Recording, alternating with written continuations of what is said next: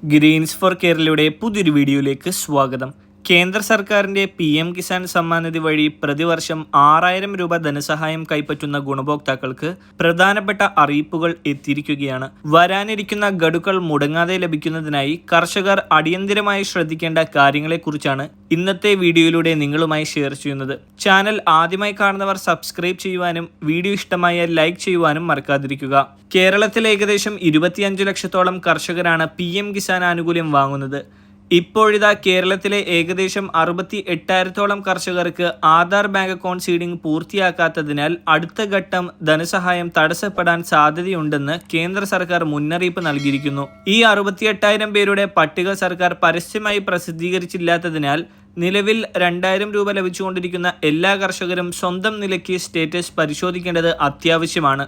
ആധാറിന്റെ ഔദ്യോഗിക വെബ്സൈറ്റിൽ കയറി Aadhaar bank account seeding status പരിശോധിക്കണമെന്നാണ് നിർദ്ദേശം. പരിശോധിക്കുമ്പോൾ സ്റ്റേറ്റസ് ഇനാക്റ്റീവ് ആണെന്ന് കണ്ടാൽ ഉടൻ തന്നെ ബന്ധപ്പെട്ട ബാങ്കുമായി ബന്ധപ്പെട്ട് അത് ആക്റ്റീവ് ആക്കി മാറ്റേണ്ടതാണ്. കേന്ദ്ര സർക്കാർ ധനസഹായം വിതരണം ചെയ്യുന്നത് ആധാറുമായി ബന്ധിപ്പിച്ചിട്ടുള്ള ബാങ്ക് അക്കൗണ്ടുകളിലേക്കാണ്. അതിനാൽ ബാങ്ക് അക്കൗണ്ട് നിലവിലുണ്ടെങ്കിലും അത് ആധാറുമായി കൃത്യമായി സീഡ് ചെയ്തിട്ടുണ്ടെന്ന് ഉറപ്പുവരുത്തണം. അതോടൊപ്പം മുമ്പ് ആനുകൂല്യം മുടങ്ങിയ പലർക്കും കഴിഞ്ഞ ദിവസങ്ങളിൽ തുക ലഭിച്ചിട്ടുണ്ടെന്ന അറിയിപ്പുകളും എത്തുന്നുണ്ട്. KYC പൂർത്തിയാക്കിയവർ പോലും ഈ ബാങ്ക് സീഡിംഗ് സ്റ്റേറ്റസ് കൂടി പരിശോധിക്കണം. ആധാർ നമ്പർ ഉപയോഗിച്ച് വെബ്സൈറ്റിൽ പരിശോധിക്കുമ്പോൾ ഏത് ബാങ്ക് അക്കൗണ്ടിലേക്കാണ് പണം വരുന്നത് എന്നും അത് നിലവിൽ സജീവമാണോ എന്നും അറിയാൻ സാധിക്കും. അക്കൗണ്ട് ആക്റ്റീവ് ആണെങ്കിൽ മറ്റ് തടസ്സങ്ങളൊന്നുമില്ലാതെ അടുത്ത 2000 രൂപ ലഭിക്കുന്നതാണ്. എന്നാൽ കേരളത്തിൽ മാത്രം 1,00,000-ലധികം പേർക്ക് ഇത് തടസ്സപ്പെടാൻ സാധ്യതയുള്ളതിനാലാണ് ഈ ജാഗ്രതാ നിർദ്ദേശം നൽകുന്നത്. സാധാരണ ബാങ്കുകളിൽ ആധാർ ബന്ധിപ്പിക്കാൻ പ്രയാസം നേരിടുന്നവർക്ക് പോസ്റ്റ് ഓഫീസ് വഴി IPPB അക്കൗണ്ട് ആരംഭിച്ച് ആധാർ സീഡിംഗ് എളുപ്പത്തിൽ പൂർത്തിയാക്കാം. ആനുകൂല്യം നഷ്ടപ്പെടാതിരിക്കാൻ ഇത്തരത്തിലുള്ള ലളിതമായ മാർഗങ്ങൾ സ്വീകരിക്കാവുന്നതാണ്. 22ാം ഗഡു വിതരണം ചെയ്യുന്നതിന് മുന്നോടിയായി കേന്ദ്ര സർക്കാർ നൽകിയ ഈ മുന്നറിയിപ്പ് കർഷകർ ഗൗരവമായി എടുക്കുവാൻ ശ്രദ്ധിക്കുക. അതോടൊപ്പം PM കിസാൻ വെബ്സൈറ്റിൽ നിരവധി മാറ്റങ്ങളും എത്തിയിട്ടുണ്ട്.